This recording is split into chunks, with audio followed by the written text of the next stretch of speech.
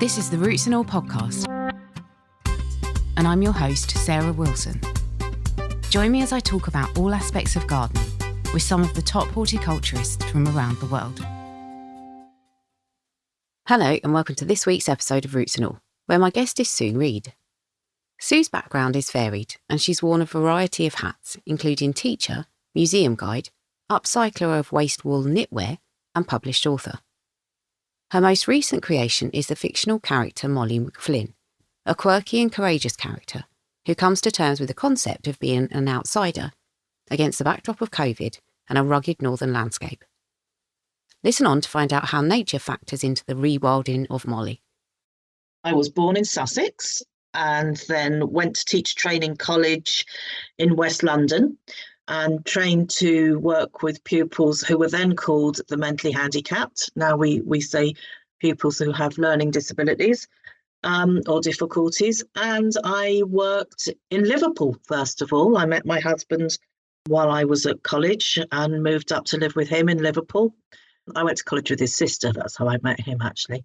Moved up Liverpool, had teaching jobs in Liverpool. We then moved to the northeast of England, and I worked off and on for some years in special schools there. Moved to the wilds of Weardale, where I worked as an information assistant at a lead mining museum, and really, developed our love of the wild and of nature more then. We moved in 1988 over here. I went back to teaching, did some supply teaching then. And in 2011, I had a breakdown, had a huge physical nervous breakdown, gave up my teaching job and didn't know what to do. Just started writing a blog.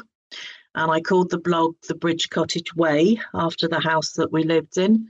And just started writing about sustainability, about things I knew more or less to keep me sane and give me a reason for getting out of bed every day. We've always grown our own veg. We had a big polytunnel when we lived in Weardale, when it was too wild and windy to grow anything exposed. And wrote about recycling, about upcycling, growing food, seasonal eating, which is a big thing of mine. And from this, a little business developed after somebody said, could I make them a pair of arm warmers from recycled knitwear that they'd seen on the internet? And I set up my own business called the Woolly Pedlar, where I made clothing from recycled knitwear. A little bit of burnout from that. I'm one of these people that's sort of all or nothing and tends to not listen. In fact, I've just written a newsletter Substack about this very thing, about taking a break when you need it. But I discovered while I was in therapy, I needed some therapy, I was in a bit of a bad way, that I had this love of writing. And my therapist said, well, for goodness sake, why don't you go and learn to do it, learn the craft of writing, go and do an MA. And at first I thought, no, but rubbish. She said, off you go. And I did. I applied to Newcastle to do the MA in creative writing. And that was where my novel, The Rewilding of Molly McFlynn, was birthed. I finished it after uni, and it was published last year, October 2023. And I'm now writing the second. So I would say that I'm writing more or less, I wouldn't say I'm writing full time. I'm writing in the mornings when I can. I'm gardening and growing my veg and doing that sort of things in the afternoons and looking after grandchildren the rest of the time. Sounds idyllic. So how did Molly come about? Molly developed as a character while I was during the module at uni called Writing for Children and Young Adults. I wanted to develop a character that was an outsider, that didn't fit in. It's a theme that I feel's followed me through my life as I've migrated north, as I've stuck out like a sore thumb in a very traditional rural community for having a hippie truck with a chimney at the top and a husband that helped look after the kids and not be the traditional man. Yeah, Molly was an outsider. And she really just evolved as I started writing more and more. I wanted her, I struggled at school to fit in with the beautiful people. I think I still do. And I wanted this theme to develop. And the more I wrote about her, the more I realised how quite special she was. And she's kind of taken over and is going to go through. I'm going to write more books with Molly as its central character. But yeah, no, she was birthed when I was at uni, when we just started learning about character development and putting down traits of that. And it isn't something that I arrived at quickly. It's something she just evolved over time. And certainly, as the writing process carried on, the more she grew. One of my questions actually was about coming to terms with being an outsider, because that's very much a theme in the book. Is it your hope that people find Molly whilst they're still going through that process, and she kind of is some sort of guide, rather than, like you said, being that outsider and maybe sometimes trying to muddle through or make sense of your place in a community where you're not necessarily conforming? Is she helpful, do you think, to people? I think she is. Yes, I think she is. I've done quite a few school groups now and school talks, and there's kids that have come up to me and just said, oh, I love Molly because, I don't fit in either. Or so I've got a son who's neurodivergent, and it took us some years to really get to terms with it's really okay that he doesn't like people and he doesn't like friends. And I have older readers who come to me, and so one of them put a review on Amazon and just said, I wish I'd read this book when I was 14 and I'd understood it was okay to be me and it was okay to be different. And that really is the message that I want to give to our young people, that it really doesn't, it's hard not fitting in. It really is. But hold your head up high. If you're different from the mainstream, great. Celebrate your differences. They are what makes you who you are. And we're all unique and we're all special in our own way. And it is very okay to be different. Thinking about the sort of setting of the book, both geographically and I suppose the background to the story, which is very much the landscape, I think, there's a lot of connections with nature. How does that kind of assist Molly, do you think, or how does that help her make sense of her place? I think she's got these fond memories of being at Nan and Grandad as a child, but there's been this massive family rift and she hasn't been for a while. So as she comes back as a supposed sophisticated sort of townie, she really balks against it. Nan's collecting wild garlic and making pesto and into her herbalism and doing these things. And Molly is absolutely, waving sage around the room. She's absolutely aghast at it at first. But I think Molly living through this experience and spending this enforced time, she's forced there, it's locked down with Nan and Grandad. She actually, by doing it and inhabiting it and living it and walking down the lane and learning about the hawthorn and the blackthorn and the plants that Nan's using in her remedies, that by actually living it and being immersed in it, Molly really begins to learn and understand the benefits of being in nature and how important this is. It becomes really important in her life. And certainly in the sequel that I'm writing, you see Molly becoming an activist and really starting to stand up for nature. But to answer your question, I think it's being immersed in it and living in it that it really begins to seep into Molly. But, maybe it was in their roots all along. She's got these grandparents who live this life. It could be genetic as well in her, isn't it? This love of nature that is deep in her. Yeah, and obviously you're not going to give very much away because people should read the book. But talking about her nan and granddad, they're really sort of key characters. And again, there's that sort of slightly tricky relationship sometimes between them. But can you just tell us about them, because they are brilliant? Yeah, I loved writing them. I absolutely loved writing Nan. So Nan's quite feisty, but you really, when you read the book, you begin to learn of her vulnerability and a little bit of her background. Nan is a little bit autobiographical. There's a lot of me in Nan. And she's a mixture of my Nan, my dear Nanny Dora, who was the closest relative to me that I had, my Nanny Dora, and my other Nan, me, and a big dollop of fiction as well. So she was enormous fun writing it. I'll go on to Grandad in a minute. They live in this house that's down a lane. It is modelled on where we live.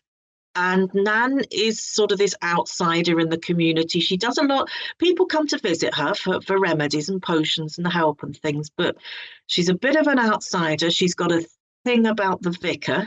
She's not happy with the vicar and the religious community.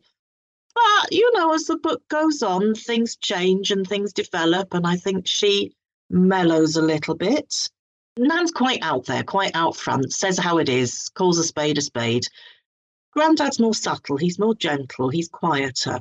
He's a mixture of my husband, who's a very gentle man, a very quiet man, who loves his garden, grows things, loves being on his own, not bothered with other people, and my granddad, who was a Sussex country farmer.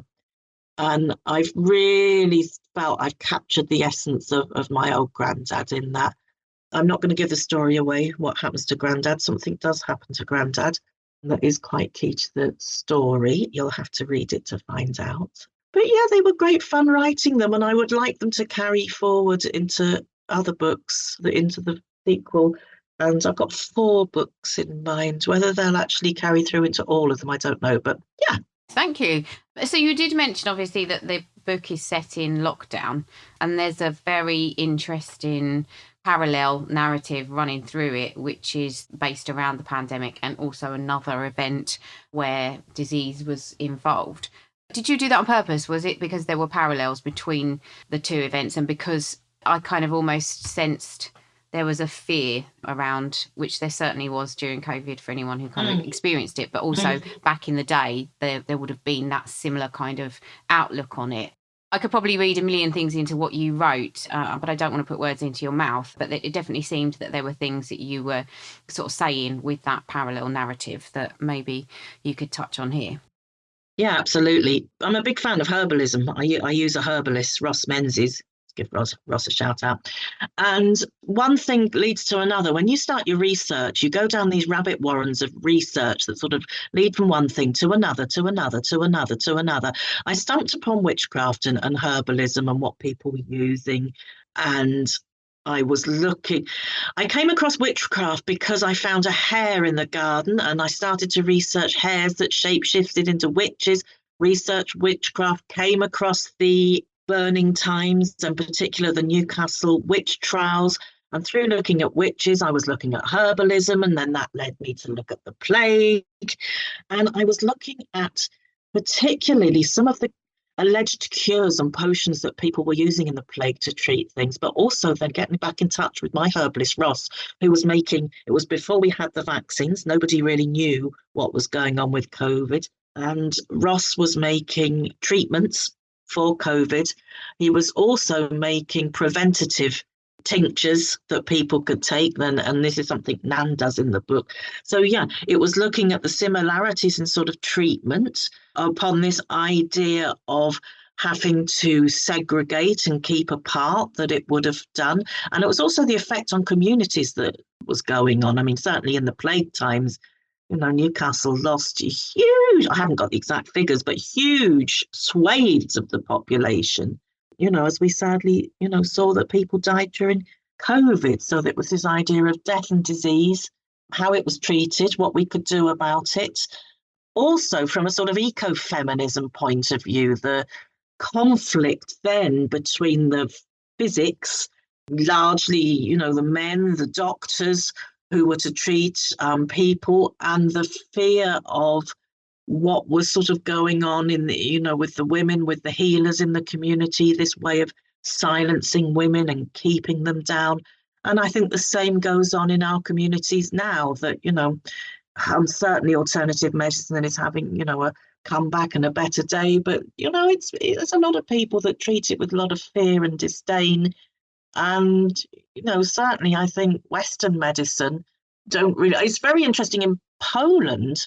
If you train to be a pharmacist, you're trained in Western medicine and herbalism together, and the 2 go hand in hand, which I find really interesting. Sort of disease, herbalism, and how communities dealt with both pandemics. And the plague happened just before one of the plagues. I mean, there were more than one, but one of the Newcastle plagues happened just before the Newcastle witch trials. So there was this, like with the pandemic, there was this tremendous fear in the air, and people were looking for reasons why this had happened. Yeah, that's a very interesting viewpoint. Yeah, that kind of almost blame. It's kind of that in times of panic, there is that kind of sense that people tend to look to the most authoritative figures, and then there's that kind of fear and mistrust of anybody who is seen to be, again, alternative. Exactly that. It's fear of being different, isn't it? Fear of what you don't know, fear of something that might be a little bit strange. Yeah, sure. Yeah. And you mentioned ecofeminism as well, and that was another one of my questions, because I do think there is a kind of vein of feminism running through the book. Yeah. How did you want to express that, or how did you find that developed as you wrote the book? I did when I was at uni, I was recommended a book called Caliban and the Witch, quite an intellectual book, but a great book that talks about ecofeminism and about the rise of the patriarchy. And I'm very interested. I was brought up by fundamental Christians, and I'm very interested in this sort of patriarchal control of women, certainly that the church in the 1600s had, well, going back a little bit, 1500s onwards, whereby women's voices were to be silenced. We were to be kept down. A woman was not to be heard. And I want this to be strong in the book, that Molly and her nan are really central figures in this story and important figures, and that women have a place, have a huge role to play in society. Whereas when we go back to the Newcastle witch trials, women were trying to silence the women that were outspoken. People were tried for witchcraft for various things. I mean, men were tried for witchcraft as well, but it was 70% were women, often an older woman.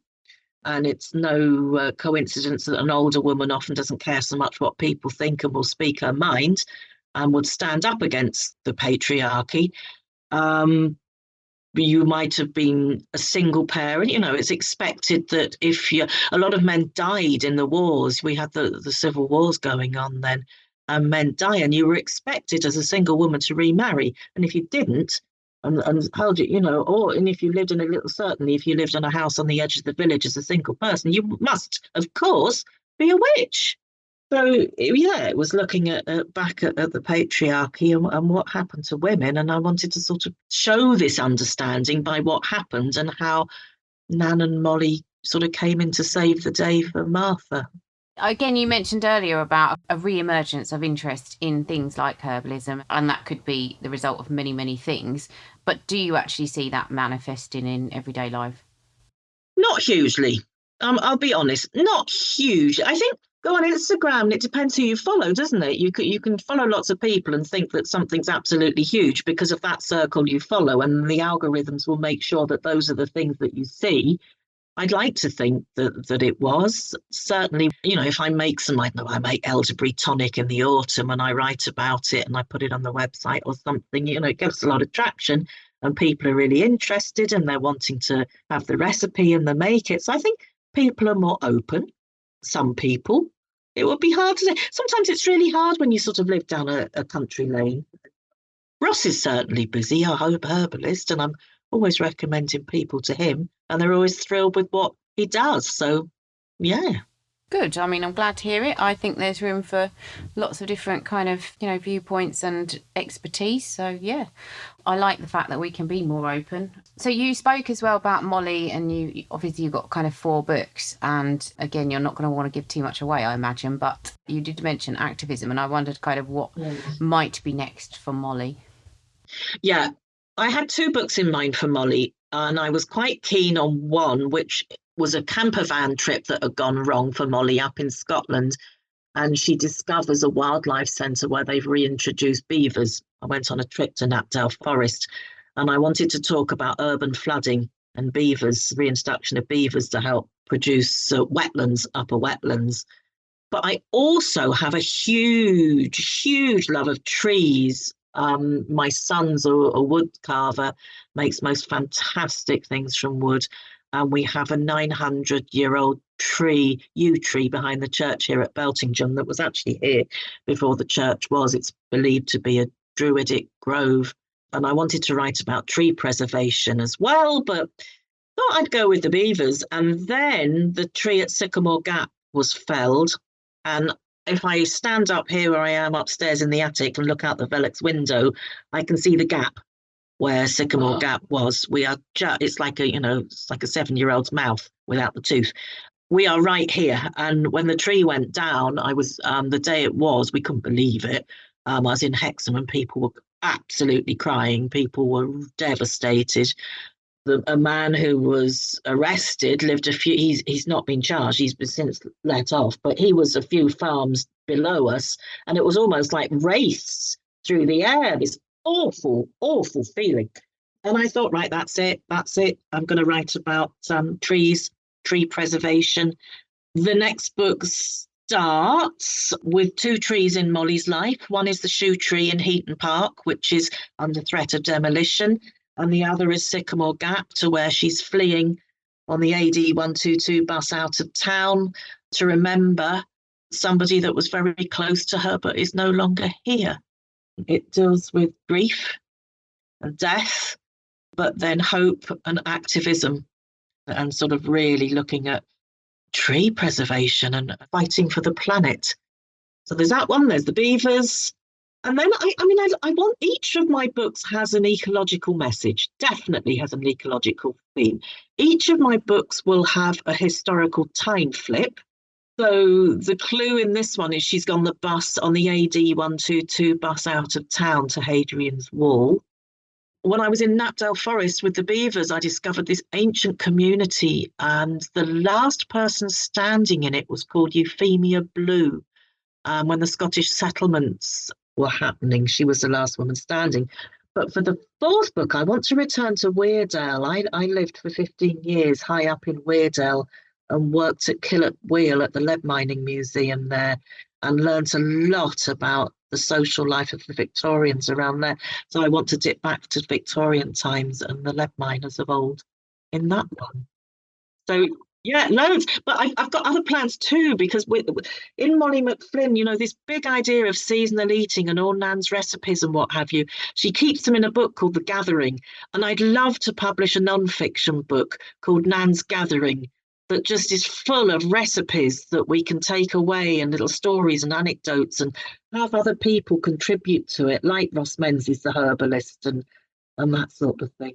So yeah, who knows? Not enough hours in the day. Thank you very much to Sue for sharing Molly with us, and thank you as well for listening. If you like this interview, I recommend checking out episode 230, Can Women Save the Planet, released on the 20th of March 2023, and episode 243, Magical Plants and Flowers, released on the 26th of June 2023. You can download or listen to the podcast direct from the website rootsandall.co.uk. Please also check out my Patreon, where you can make a one-off donation or take out a monthly subscription to help support the podcast. Because if you enjoy the show, please help it continue. I also have a GoFundMe where you can make a one-off donation. Even a one-off donation of £1 helps, and I'll be really grateful for your support. So please go to Patreon or GoFundMe and search for Roots and All Podcast.